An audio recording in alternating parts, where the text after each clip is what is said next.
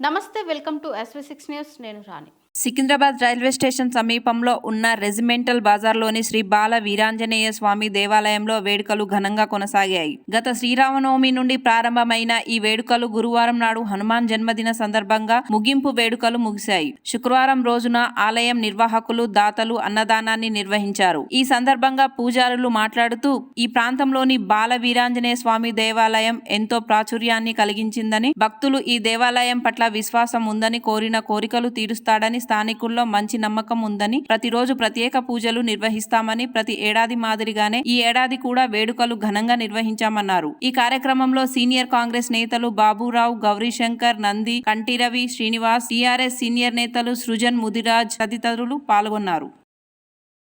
జై శ్రీమన్నారాయణ, జై శ్రీరామ్. రెజిమెంటల్ బజార్ సికింద్రాబాద్ శ్రీ బాలవీరాంజనేయ స్వామి దేవాలయం నందు శ్రీరామనవమి నుంచి నిన్న హనుమత్ విజయోత్సవం వరకు కూడా 7 రోజుల పాటు రోజు ఒక విధంగా రోజుకొక రకమైన కార్యక్రమాలు, ఒకరోజు గణపతి హోమంతో ప్రారంభించుకొని, ఒకరోజు పుష్పార్చన, మరి ఒకరోజు నాగవల్లి దళార్చన, మరి ఒకరోజు రుద్రాభిషేకము, మరి ఒకరోజు సాయిబాబాకి విశేషమైన పూజలు, తర్వాత అలాగే నిన్న హనుమత్ జయంతి మహోత్సవం కార్యక్రమం జరిగింది. స్వామికి, ఆంజనేయ స్వామి వారికి నిన్న అష్టోత్తర శతకలశాభిషేకం అంటే 108 అష్టద్రవ్యాలతోటి స్వామికి విశేషమైన అభిషేక కార్యక్రమాలు జరిగాయి. అలాగే నిన్న విజయోత్సవం అయిన తర్వాత ఈరోజు అందరూ కూడా సుభిక్షంగా ఉండాలని చెప్పేసి విశేషమైన అన్నదాన కార్యక్రమాలన్నీ కూడా ఈరోజు జరుగుతున్నాయి.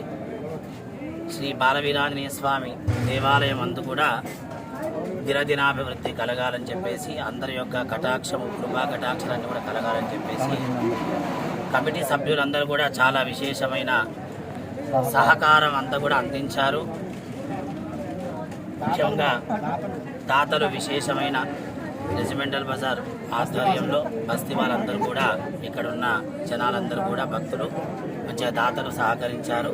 అందరూ కూడా స్వామివారి యొక్క కృపా కటాక్షాలు కలిగి అందరూ కూడా ఆయురారోగ్యాల ఐశ్వర్యాలన్నీ కూడా కలగాలని చెప్పేసి కోరుకుంటూ స్వామివారి యొక్క అనుగ్రహం కలగాలి.